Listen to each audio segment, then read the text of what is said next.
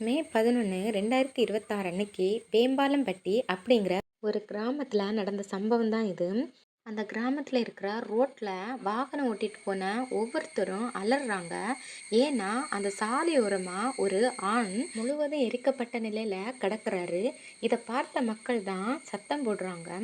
இதை பார்த்த இன்னொருத்தர் சொல்கிறாரு, இதுக்கு 1/2 கிலோமீட்டர் தொலைவில் இன்னொருத்தர் இதே மாதிரி தீப்பற்றிய நிலையில் எரிஞ்சுக்கிட்டு இறந்து கிடக்காரு அப்படின்னு சொன்னார். உடனே அங்கே போய் பார்த்த மக்களுக்கு அங்கேயும் அதே மாதிரி ஒரு ஆண் சடலம் எரிஞ்ச நிலையில் இறந்து கிடக்கதை பார்த்து அதிர்ச்சி ஆயிடுறாங்க. உடனே போலீஸ்காரங்களுக்கு தகவல் தெரிவிக்கிறாங்க. உடனே அங்கே வந்து பார்த்த போலீஸ் டிபார்ட்மெண்ட் ஃபாரன்சிக் டிபார்ட்மெண்ட்டுக்கு தகவல் சொல்கிறாங்க. அவங்க வந்து இறந்த 2 பேரையும் சோதனை செஞ்சு பார்த்ததுல 2 பேருமே ஆண் சடலங்கிறதும், அதுக்கப்புறம் 2 பேரையும் பெட்ஷீட்டால் சுற்றி டீசலால் எரிச்சு கொண்டிருக்காங்கிறதையும் கண்டுபிடிச்சாங்க. வேறு எந்த தடயமும் அவங்களுக்கு கிடைக்காததுனால அந்த 2 பாடியையும் போஸ்ட்மார்ட்டத்துக்கு அனுப்புகிறாங்க. அதுக்கப்புறம் போலீஸ் டீம் தனித்தனியாக டீம் அமைச்சு இந்த கொலைக்கான காரணம் குறித்து விசாரிக்கிறாங்க. ஃபஸ்ட்டு வந்து 2 ஆண்கள் காணாமல் போயிருக்காங்க அப்படின்னு எந்த ஸ்டேஷன்லையாவது மிஸ்ஸிங் கம்ப்ளைண்ட் வந்திருக்கான்னு விசாரிக்கிறாங்க. ஆனால் அந்த மாதிரி எந்த கேஸுமே அந்த கிராமத்துலேயும் சரி, அந்த கிராமத்தை சுற்றின மாவட்டத்தில் எங்கேயுமே எந்த போலீஸ் ஸ்டேஷன்லேயுமே எந்த கேஸுமே இந்த மாதிரி ஃபைல் ஆகலை அப்படிங்கிறத அவங்க தெரிஞ்சுக்கிறாங்க. 3 நாளைக்கு மேலே ஆகியும் போலீஸ்காரங்களுக்கு இந்த கேஸை பற்றின எந்த தகவலும் கிடைக்காம இருந்துச்சு. இந்த நிலைமையில தான் அவங்களோட செல்ஃபோன் நம்பரை வச்சு இவங்க யார் யார்கிட்ட பேசியிருக்காங்க அப்படிங்கிறத அவங்க ஆராய்ச்சி பண்ணுறாங்க. இப்படி போலீஸ் டீம் செல்ஃபோன் டவரில் தகவல்களை சேகரிக்கும் போது பாலக்குடியை சேர்ந்த 38 வயதான பானுப்பிரியா அப்படிங்கிறவங்க மீது போலீஸாருக்கு சந்தேகம் வருது. ஏன்னா இந்த பானுப்பிரியாவோட செல்ஃபோன் நம்பர் அந்த டவரில், அதாவது அந்த 2 உடல்களும் கடந்த அந்த இடத்துல இருக்கக்கூடிய செல்ஃபோன் டவரில் இவங்க நம்பர் காட்டுச்சு. இதனால் போலீஸ்காரங்களுக்கு அவங்க மேலே சந்தேகம் வருது. சந்தேகத்தின் அடிப்படையில் இந்த பானுப்பிரியாவை கூப்பிட்டு போலீஸ் டீம் விசாரிக்கிறாங்க. அப்போது இந்த பானுப்பிரியா என்ன சொல்கிறாங்கன்னா, என்னுடைய கணவர் வந்து மிலிட்ரி மேன். அவர் வந்து 1 வாரத்துக்கு முன்னாடி தான் லீவுக்கு வீட்டுக்கு வந்திருந்தார். அதுக்கப்புறம் மே 10 வெளியே போயிட்டு வரேன்னு சொல்லிட்டு கிளம்புனவர் இது வரைக்கும் வீட்டுக்கே வரல அப்படின்னு சொன்னாங்க. அதுக்கப்புறம் வேறு சில பேர்கிட்ட போலீஸ் விசாரித்ததில் அவங்க மாமனாரையும் கொஞ்ச நாளாக காணலைன்னு அவங்களுக்கு தெரிய வருது. இந்த பானுப்பிரியா மீது போலீஸுக்கு இன்னும் அதிகமாக சந்தேகம் ஏற்படுது. இதனால் அவங்கள தீவிரமாக விசாரிக்கிறாங்க. ஆனாலும் பானுப்பிரியா உண்மையை ஒத்துக்கவே இல்லை. அதுக்கப்புறம் அவங்க பாணியில் அவங்க விசாரிக்கும் போது தான் அவள் உண்மையை ஒவ்வொன்றா சொல்ல ஆரம்பித்தா. அவ சொன்னதை கேட்ட அனைவருக்குமே மிகப்பெரிய அதிர்ச்சி. என்ன அப்படி அவ சொன்னான்னா, என்னுடைய கணவர் இராணுவ வீரர், அவருடைய பேரு மகேஷ்குமார். அவருக்கு ஜம்மு காஷ்மீரில் தான் வேலை.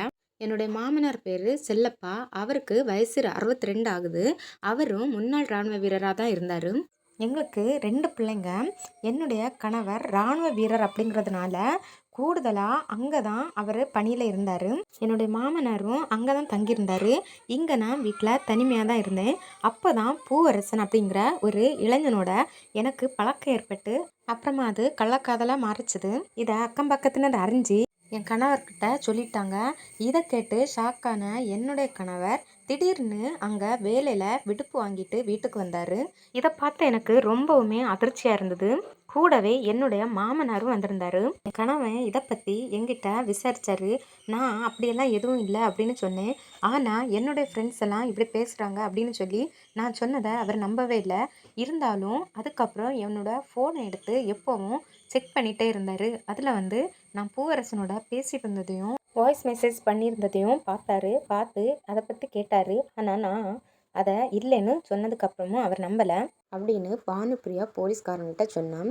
இதுக்கப்புறம் என்ன நடந்துச்சுன்னா, இந்த பானுப்பிரியா அவளோட கள்ளக்காதலனான பூவரசனோட கணவனுக்கு தெரியாமல் அப்பப்போ ஃபோனில் மெசேஜ் பண்ணுறது, பேசிக்கிட்டு இருக்கிறது, இந்த மாதிரி பண்ணிட்டு இருந்திருக்கா. இந்த விஷயத்த அறிஞ்சுக்கிட்ட பானுப்பிரியாவோட கணவர் திரும்பவும் இவளை கண்டிக்கிறாரு. நமக்கு 2 குழந்தைங்க இருக்காங்க, நீ இந்த மாதிரி தப்பு பண்ணிட்டு இருக்க, அதுவும் உன்னோட வயசு குறைஞ்ச ஒரு சின்ன பையனோட இந்த மாதிரி நீ பண்ணிட்டு இருக்கிறது சரியில்லை, நீ இனியாவது ஒழுங்காயிரு அப்படின்னு கோவமா திட்டிட்டு வெளியில ஹாலில் போய் உட்காந்து டிவி போட்டு பார்த்துட்டு உட்காந்துருக்காரு.